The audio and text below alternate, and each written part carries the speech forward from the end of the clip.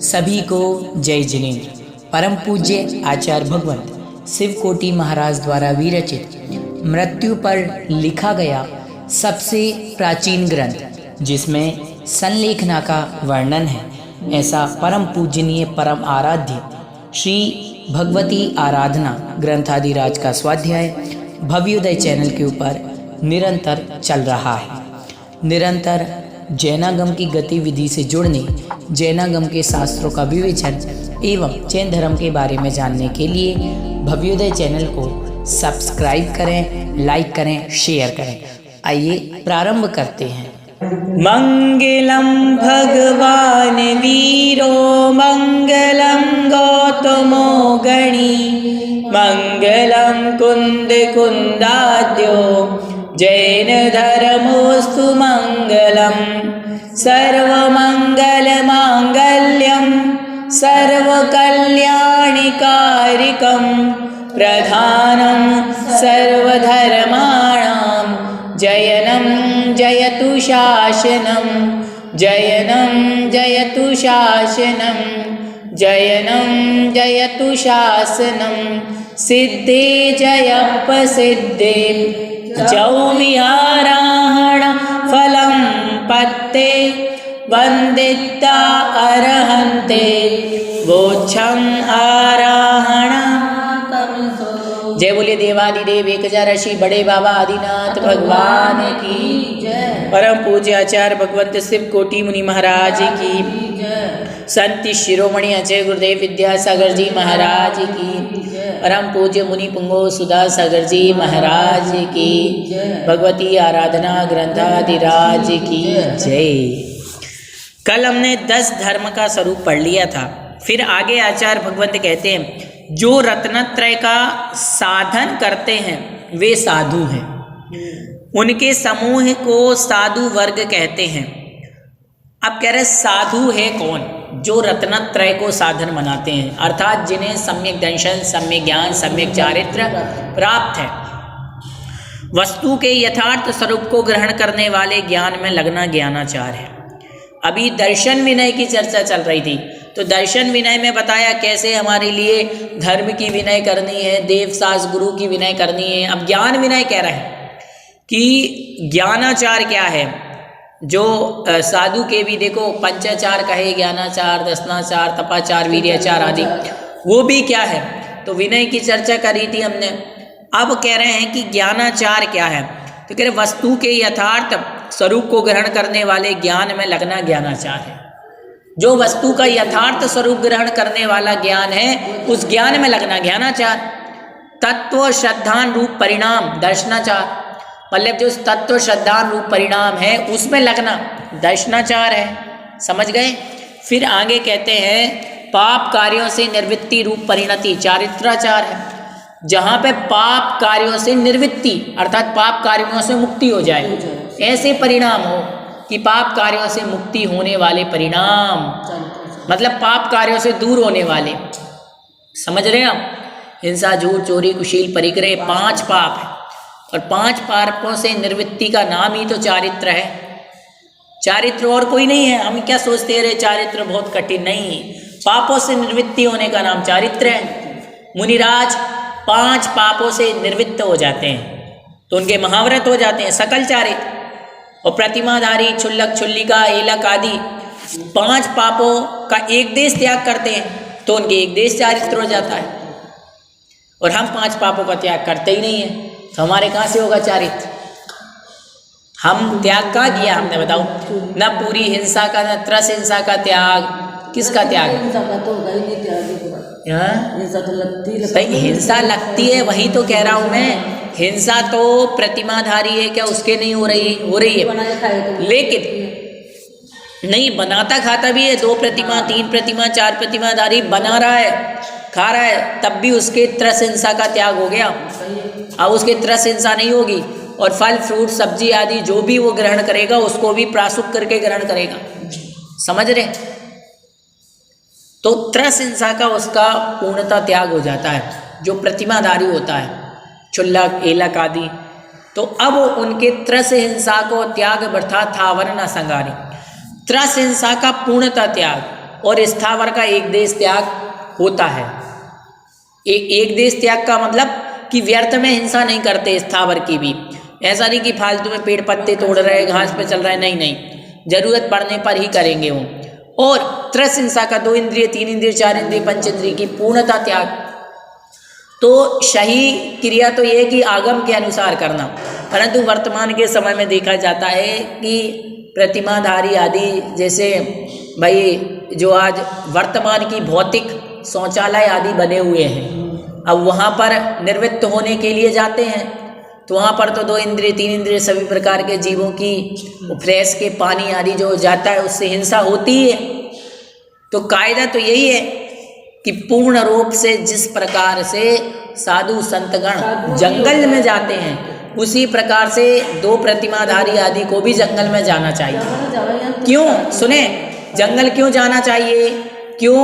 क्योंकि त्रस हिंसा का पूर्ण त्याग हो गया और उसमें तो हिंसा होगी, परंतु वर्तमान के समय में अब व्यवस्थाएं रहती नहीं है, कहीं जंगल की नहीं, कहीं कुछ नहीं है, तो कहीं ना कहीं तो थोड़ा 19-20 वहाँ पर हो जाता है। बाकी आज की छुट्टी रहेगी आज। क्यों? इनकी तो तबीयत ठीक नहीं है, जो फिर तो घर पर है। अच्छा चलो कोई बात नहीं। कल मोती की पढ़ाई, परसों आपकी छुट्टी थी, कल मैंने आपकी, आज की छुट्टी होगी। कोई बात नहीं, कल होनी क्या महाराज जी आ रहे हैं यहाँ? नहीं आ रहे, मना कर दिया। और रीना कहते हैं तो रीना तो वहाँ पूछे भैया ने कह दिया कि बोले नहीं आ रही महाराज, तो आगे ब्याह करके जाना है तो आगे जाएंगे। 19 तारीख में कह रहे हैं, 19 तारीख में ब्याह कर रहे, मतलब 5 तक के लिए आ रहे हैं। कल आ रहे 9 बजे, कल दोपहर में आगे पैसे तो आएगी यहाँ। रीना की ना 8 बजे मैं कह रही। कितने बजे गई थी वो?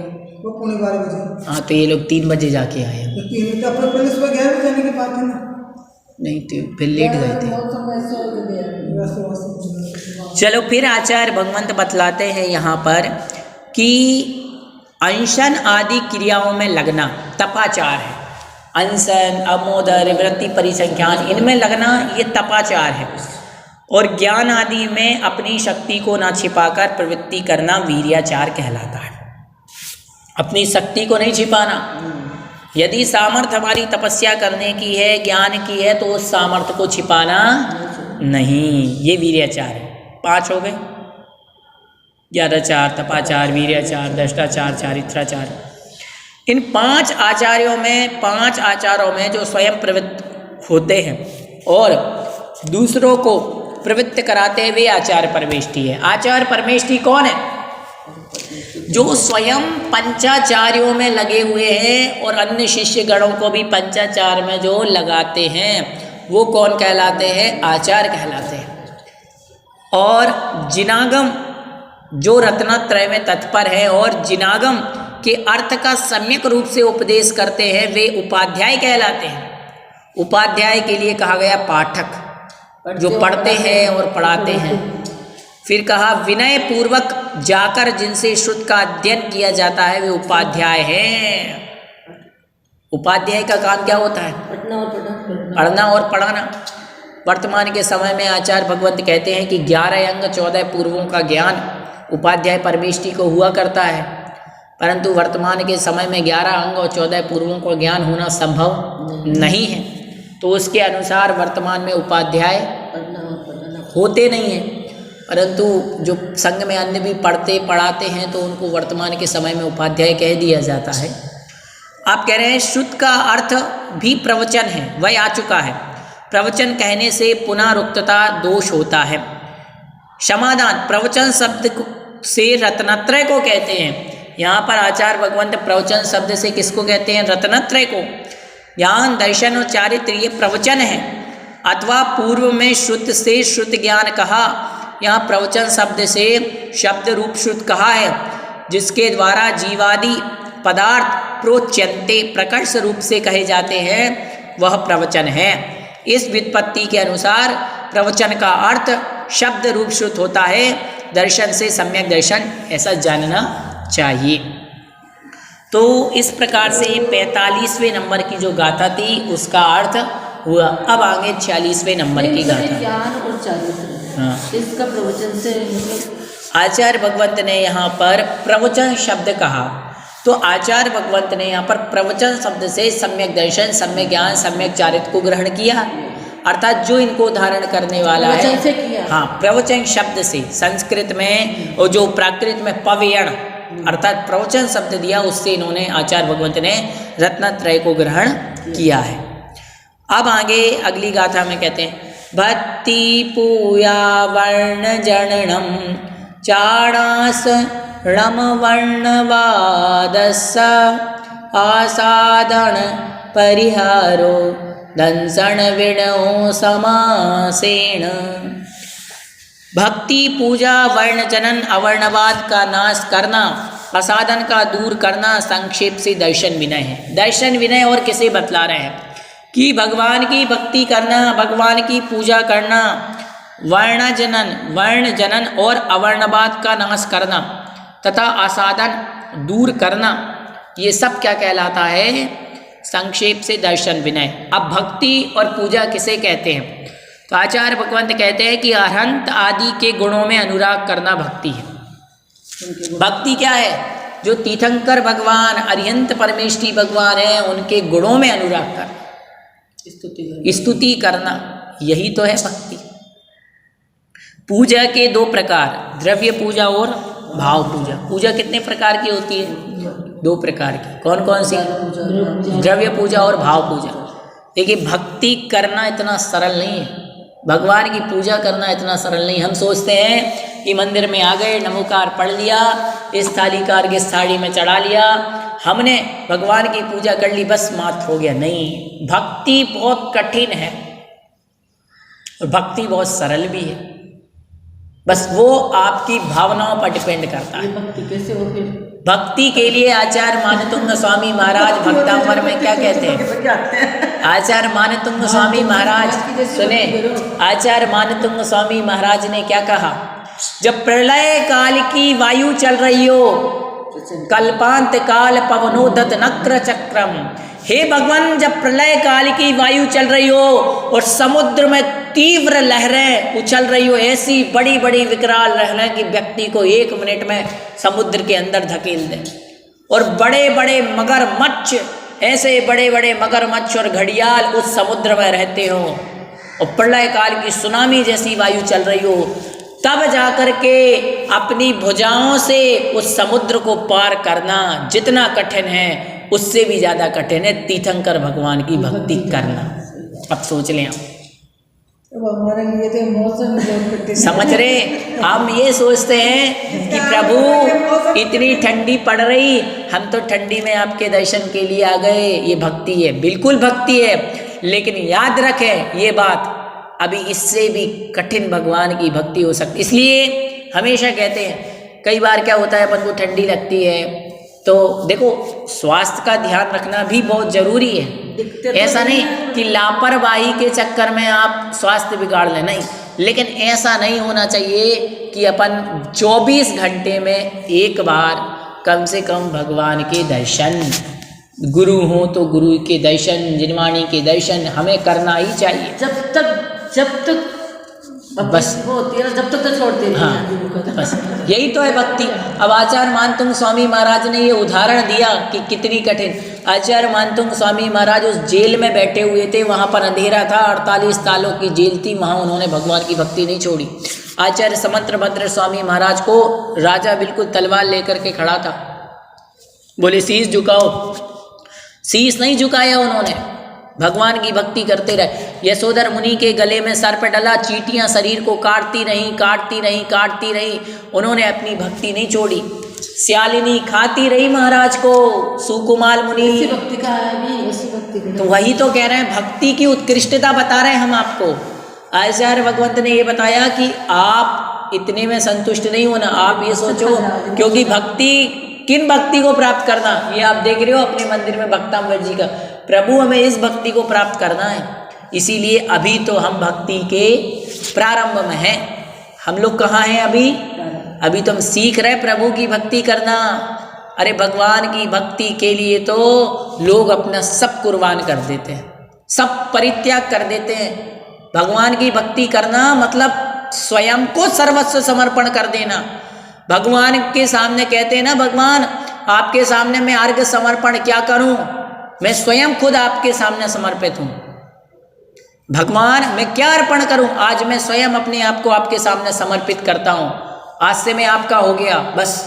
लेकिन हमारे लिए तो क्या होता है, मंदिर से आते हैं घर में, मंदिर में जब आते हैं घर से तो घर की चिंताएं लेके आते हैं कि 8 बजे वापस जाना है, 8:30 बजे ये जाना है।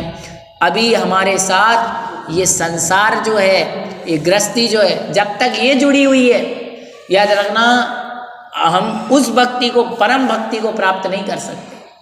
उसको प्राप्त करने के लिए सब भक्ति मतलब अपना सर्वस्व समर्पण कर देना, इतनी सरल नहीं है। आचार्य मानतुंग स्वामी महाराज ने सर्वस्व समर्पण किया, जब जाके उन्हें सिद्धि हुई, तब जाके 48 ताले टूटे। आज वर्तमान के समय में हम देखते हैं हमारे कर्मों के बंधन क्यों नहीं टूट रहे। आज कई बार ऐसा होता है कि इतना सब कुछ करने के बाद भी हमें सिद्धियां प्राप्त क्यों नहीं है। उसका कारण यही है, भक्ति तो है पर उतनी उत्कृष्ट नहीं है जितनी उत्कृष्ट, जितनी पवित्र, जितनी पावन होना चाहिए। फटाफट बस यही है। कई बार पूजा करने के रूटीन के कारण हम जल्दी कर लेते हैं, कभी भक्ति करने में जल्दी कर लेते हैं। नहीं, ऐसा नहीं है। देखो भगवान की भक्ति किसी द्रव्य की मोहताज नहीं है, ये याद रखना। द्रव्य तो मात्र निमित्त है, और द्रव्य यदि नहीं भी है, एक बात और याद रखना, यदि द्रव्य नहीं भी है और आपके भाव पवित्र हैं तो भी आप बहुत अच्छे से भक्ति कर सकते हो। आवश्यक नहीं होता कि आपके पास स्वर्ण द्रव्य हो, रजत द्रव्य हो, काजू हो, किशमिश हो, पिस्ता हो, बादाम हो, कुछ नहीं। भगवान को, जिनेंद्र भगवान को हमारे स्वर्ण से, चांदी से, तांबे से, हीरे से, मोती से कोई मतलब नहीं, कोई मतलब है ही नहीं उनको। नासाक दृष्टि में बैठे हैं, वहाँ तो सिर्फ इतना देखा जाता है कि आपका भाव कितने हैं। भाव सोने के हैं, चांदी के हैं, पीतल के हैं, लोहे के हैं, बस वही काउंट होता है। बस हमारे कर्म वही काउंट करते हैं, द्रव्य से कुछ नहीं होता, याद रखना। द्रव्य तो वर्तमान के समय में सबके पास है, ऐसा नहीं है किसी के पास सोने का द्रव्य है, किसी के पास चांदी का द्रव्य है, किसी के पास पीतल का द्रव्य है, सबके पास है। पर भगवान को द्रव्य से नहीं रिझाया जा सकता, भावों से। बस ये याद रखो। आचार्य मानतुंग स्वामी महाराज को कैसे बुलाया गया था, लेकिन वो आए ही नहीं। महावीर भगवान का जब पड़गाहन हो रहा था, मुनि अवस्था में थे, तो चंदन वाला के पास कुछ नहीं था, कुछ भी नहीं था, टूटी हुई सूपड़ी और दाल के छिलके, बिखरे हुए बाल भी उसके कहाँ थे, बाल भी नहीं थे। वो तो सेठानी ने बाल मुंडा दिए, रो रही थी, आंखों में आंसू थे।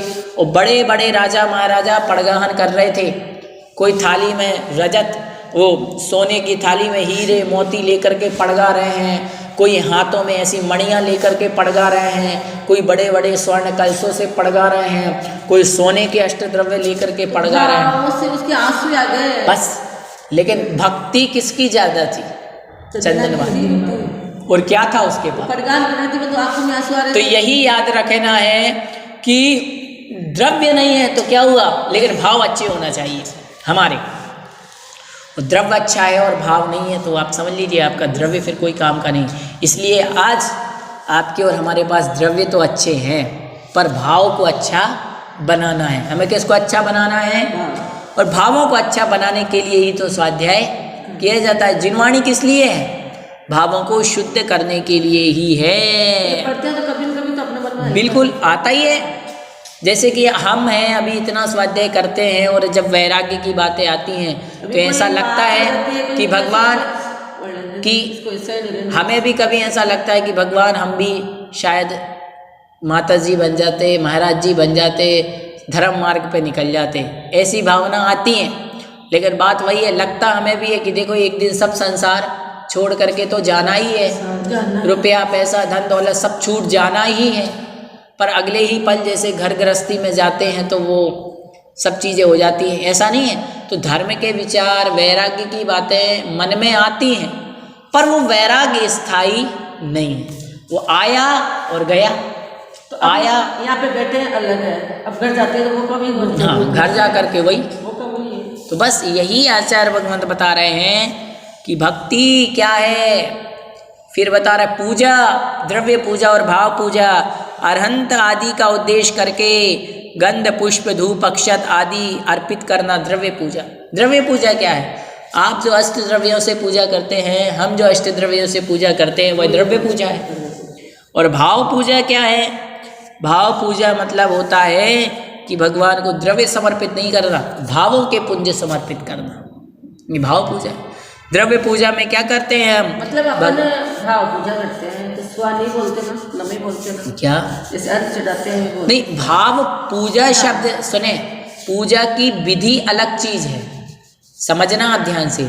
जो आप पूजा जिस विधि से करते हो, पहले जल चंदन अक्षर पुष्प दीप धूप नैवेद्य विनय पाठ, फिर स्वस्ति मंगल पाठ, फिर पूजा, फिर विसर्जन, ये पूजा की विधि है, पूजन का क्रम है। ये तो विधि है। पूजन शब्द से यहाँ पर तात्पर्य है भगवान का गुणानुवाद, भगवान का अर्चन। अब वो आप अपनी द्रव्य से चढ़ाते हो तो आप स्वाहा बोलते हैं, पर अब भगवान, हमारे पास तो द्रव्य है नहीं, अब द्रव्य नहीं है तो हमने स्वाहा नहीं बोला, हमने नमः बोल दिया। नमे बोलते हैं, सही।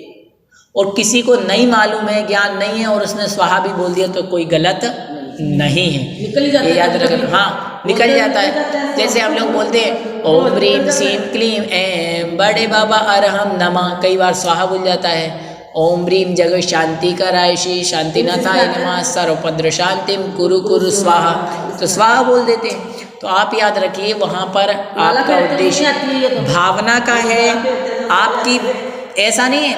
देखिए गलत बोलते हैं तो थोड़ा बहुत हमारे लिए दोष जरूर लगता है, किंतु हमारी तो नमः बोले आप हर चीज में, कोई भी चीज है। इसमें शांति, इसमें शांति गाने पूजा में तो स्वा आ जाता है। हाँ, बोलते ओम ह्रीम जगत शांति कराय श्री शांतिनाथाय नमः सर्वपद्र शांतिम कुरु कुरु, बस कुरु कुरु तक बोले। नमः नहीं बोल सकता, नहीं तो आवाज नमा तो पहले आप बोल चुके। अब ओम ह्रीम जगत शांति कराय श्री शांतिनाथाय नमः, नमा बोल दिया ना आपने, फिर बोलते सर्व उपद्रव शांति शांति कराए, सर्व शांति कुरु नमः, ऐसे बोलते कुरु कुरु ह्रीम नमा तक बोले बस। और पुष्प आप चढ़ा रहे हो तो स्वाहा बोल दिया, ठीक है। अब निकलता है तो सुधारो, धीरे धीरे ठीक हो जाएगा, और क्या है। और दिन में आप बोलते सुने, जैसे मान लो बोल भी दिया तो कोई दिक्कत नहीं है उसमें, वो मंत्र पूरा एक ही है। अब कह रहे हैं कि भगवान के सामने आदर पूर्वक खड़े होकर प्रदक्षिणा करना, प्रणाम करना, ये शारीरिक क्रिया और वचनों से गुणों से स्तवन करना, ये सब द्रव्य पूजा है। शरीर से आप भगवान को नमस्कार करते हो, ये भी पूजा है। आप हाथ जोड़ के खड़े हो गए, भगवान को 3 आवर्त दे रहे हो, ये भी पूजा है। तो वहाँ से भी नहीं तो अभिषेक शांति धारा, ये सब पूजन देव पूजा के अंतर्गत ही आते हैं। आप याद रखें, भगवान शांति धारा जो देव पूजा वगैरह ये सब देव पूजा में आते हैं। क्यों? श्रावक के 6 आवश्यक है, देव पूजा गुरु पास्ति स्वाध्याय संयम स्तपा दानम चेति गृहस्थानाम सट कर्माणि दिने दिने। श्रावक के लिए कहा गया कि श्रावक आपके 6 आवश्यक हैं। हम कौन है? श्रावक। और श्रावक के लिए आचार्य भगवंत ने कहा कि हे श्रावक, तुम्हारे 6 आवश्यक हैं। 6 आवश्यकों में कहीं पर अलग से शांति आरा और अभिषेक पाठ नहीं दिया। अब आप सोचें कि शांति आरा और अभिषेक अलग से दिया हो, नहीं, देव पूजा का वो हिस्सा ही है। देव पूजा मतलब भगवान की स्तुति वंदना अर्चना करना, वही है देव पूजा। देव मतलब सच्चे वीतरागी अरिहंत देव, उनकी पूजा करना, उनका अभिषेक करके करो या शांति आरा करो या परिमार्जन करो या उनके चरण छुओ या उनका गंधोदक लगाएं या उनके अष्ट द्रव्य से पूजा करें। कोई अर्घ चढ़ा के करता है, कोई दर्शन करके करता है, तो कोई सिर झुका करके करता है, तो ये सबकी अपनी अपनी इच्छा है। कोई ऐसा होता है कि खड़े खड़े सिर झुकाता है, कोई बैठ करके सिर झुकाता है, कोई गावासन में सिर झुकाता है, कोई आवर्त भी लगाता है, सिर भी झुकाता है। तो सबका अपना अपना भक्ति का विधि, अपना अपना क्रम है, उसको जितना आता है उतना करता है। ये सब क्या है? पूजा ही है। आप ये याद रखें, भगवान की क्या है? पूजा। अब कहते हैं कि मन से उनके गुणों का स्मरण करना भाव पूजा है। भाव पूजा में भगवान के गुणों का स्मरण करना। भाव पूजा आप भले करते रहो ना, 24 घंटे करो, किसने मना किया। मन में सोचते रहो, हे भगवान तुम सम सच्चा देव न देखा, हे पारस परमेश जी, तुम सम सच्चा देव न देखा, हे पारस परमेश जी। बस एक लाइन मन में भजते रहो,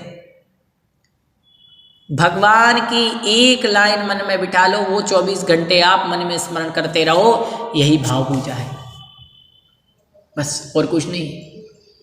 मेरे तो आदिनाथ भगवान, दूजा कोई नहीं, बस दुनिया में एक सहारा आदिनाथ हमारा। कोई भी एक लाइन, एक शब्द की भगवान आप ही मेरे हो, मन में ये चल रहा ना, आपके नमोकार मंत्र मन में चल रहा है, ये आपकी भाव पूजा है।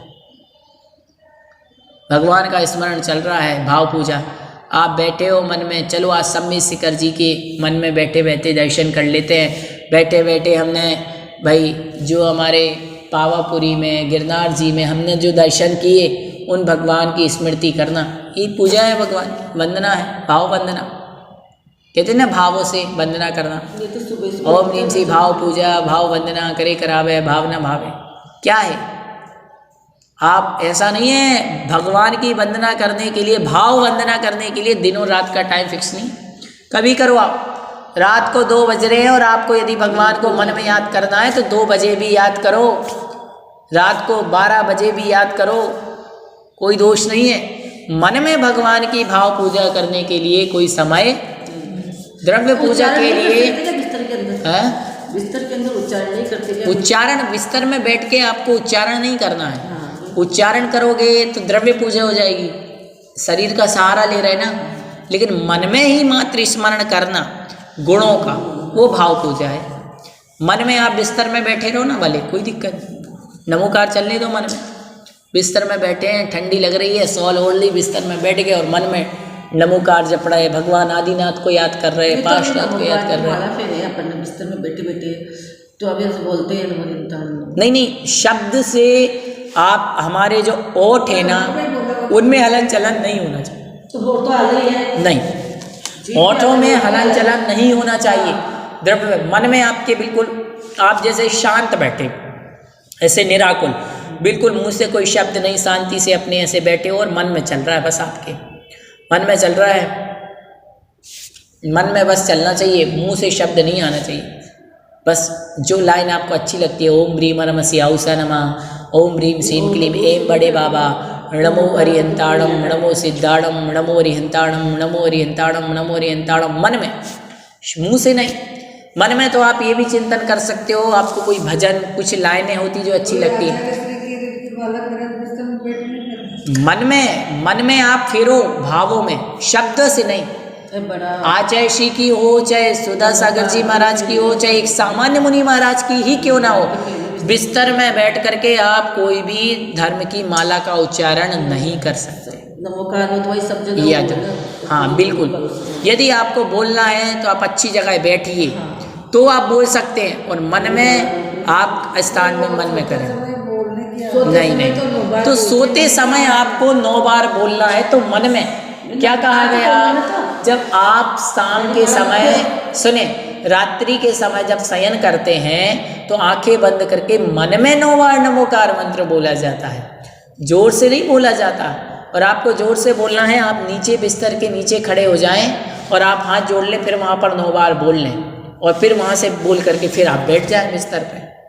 समझ, जैसे कायसर करते ना, ऐसे। अरे कायदा तो इतना कहा गया है, हमारे साधु संत गण, कहा गया लघु शंका आदि से निर्वृत्त होते हैं, जितनी बार उतनी बार कायसर करते हैं, समझ रहे, उतनी बार मन में नमोकार का स्मरण करना चाहिए। जो पाप हुआ, आरंभ हुआ, सब हुआ, ये है, बहुत है, लेकिन हम कितना शक्ति है हमें उतना ही करना चाहिए। फिर कहा वर्ण जनन में, वर्ण शब्द कहीं तो रूप का वाचक है, जैसे शुक्ल वर्ण लाओ, यहाँ वर्ण का अर्थ शुक्ल रूप है। कहीं वर्ण अक्षर का वाचक है, जैसे सिद्ध वर्ण समाम नायः, यहाँ वर्ण का अर्थ अक्षर है। कहीं वर्ण का शब्द ब्राह्मण आदि वाचक है, जिसे यहाँ वर्णों का ही अधिकार है, यहाँ वर्ण से ब्राह्मण लिए गए हैं। कहीं पर वर्ण का अर्थ यश, जैसे वर्णार्थी दान, वर्ण का अर्थ यश, कहीं पर वर्ण से यश का अर्थ लिया है। विद्वानों की सभा में अरहंत आदि का यश फैलाना, दूसरे असर्वज्ञों की प्रत्यक्ष और अनुमान प्रमाण से विरुद्धता दिखलाकर उनके वचन के संवादी होने से संवाद आदि होने से महत्ता का ख्यातपन अरिहंतों का वर्ण जनन है। चैतन्य मात्र से स्थिति रूप निर्वाण को मानने पर अपूर्व अतिशय की प्राप्ति नहीं होती। बिना प्रयत्न के ही सभी आत्माओं में चैतन्य सदा रहता है तथा विशेष रूप से रहित चैतन्य आकाश के फूल के समान असत होता है। अचेतन प्रकृति की मुक्ति मानना व्यर्थ है। उसके बंधने या मुक्त होने से आत्मा को क्या, इस प्रकार सांख्य मत की सिद्धता नहीं बनती। वैशेषिक आदि दूसरे दर्शन सिद्ध अवस्था में बुद्धि आदि गुणों का अभाव मानते हैं।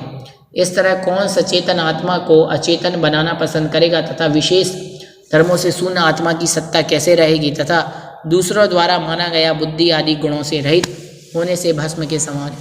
वैशेषिक दर्शन होता है, वो मानता है बुद्धि आदि गुणों से रहित मुक्ति होती है। अब हमें आप एक बात बताएं, हमारा जैन धर्म मुक्ति होने पर गुणों की प्राप्ति मानता है या गुणों का अभाव? गुणों की प्राप्ति। गुणों का अभाव क्यों होगा? कर्मों का अभाव होगा। कर्म नष्ट हुए भगवान के तो गुण प्रकट हो गए ना, अनंत दर्शन, अनंत ज्ञान, अनंत वीर। लेकिन हम यदि गुणों से रहित भगवान को मानेंगे तो किससे मानेंगे? हम एक भजन सुना था पहले जो बोलते थे, ओ पालनहारे निर्गुण और न्यारे। याद रखे, भगवान ना तो हमारे पालनहारे हैं और ना भगवान निर्गुण है। हाँ, न्यारे आप कह सकते हैं लेकिन निर्गुण नहीं है। भगवान तो गुण सहित हैं। अनंत दर्शन, अनंत ज्ञान, अनंत वीर, अनंत सुख, अव्यवाद, अमूर्तिकत्व, सूक्ष्मत्व, अवगाहनत्व, आगुरु लगोत्व। हाँ, सर्वगुण है। भगवान तो गुणी है। अब निर्गुण कह दिया तो गलत हो जाता है। फिर आपने कह दिया पालनहारे। भगवान पालनहारे भी नहीं है। किसका पालन करते हैं? ये भजन अपने लिए सही नहीं बैठता। फिर भी भजन लोग भक्ति में गाते हैं, अन्य लोग वो अलग है। लेकिन मैं बता रहा हूँ भगवान निर्गुणी नहीं है, भगवान तो गुणों की प्राप्ति। इसलिए सही क्या है? भगवान तो गुणों से सहित हैं। समझ गए? तो जो ऐसा मानते हैं वो गलत है। तो वैशेषिक मत का जो मंडन किया था यहाँ पर, उसका क्या हो जाता है? खंडन हो जाता है। बौद्ध मत में राग आदि क्लेश वासना से रहित चित्त ही मुक्ति शब्द से कहा जाता है। उनके मत में भी चित्त अत्यंत असाधारण रूप से लिए हुए हैं तथा यदि चिद्रूप एक ही है, अन्य नहीं है, तो उसका स्वरूप निरूपण करने योग्य नहीं है। जो असाधारण रूप से शून्य होता है वह असत होता है, जैसे आकाश का कमल, और विविक्षित चित्त से अन्य चित्त असाधारण रूप से शून्य। इस प्रकार अन्य मतों में कहे गए सिद्धों का स्वरूप नहीं बनता।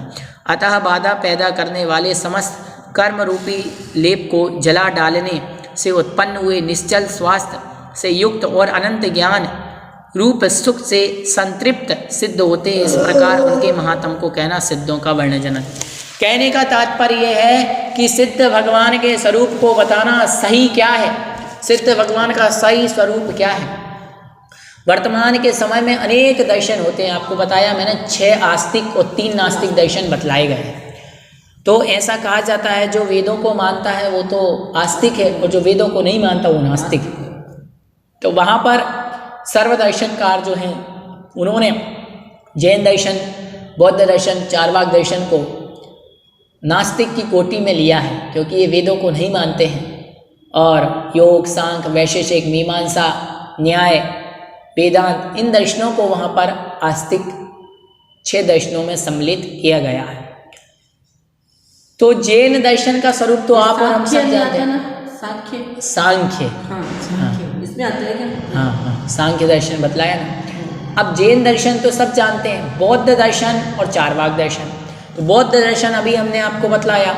चारवाक दर्शन कहता है यावत् जीवे सुखम जीवेत ऋणम कृत्वा घृतम पिबेत भस्मीभूतस्य देयस्य पुनरागमनात्। जब तक जियो मौज से जियो, ऋण लेकर के घी पियो। उसका यही लक्षण है कि खाओ पियो मौज करो। उनका लक्षण क्या है? यही। और जिसकी ऐसी सोच हो जाए, जिसके मन का ऐसा चिंतन हो जाए, वो उसको मानने वाला हो गया। समझ रहे? जिन लोगों की भी ये सोच है, अब बतलाइए आप, कोई ये सोच ले भगवान मरना तो है, किसने देखे भगवान, किसने देखा पूजा, किसने देखा पाठ, ठंडी में क्यों एक आसन करें, क्यों उपवास करें?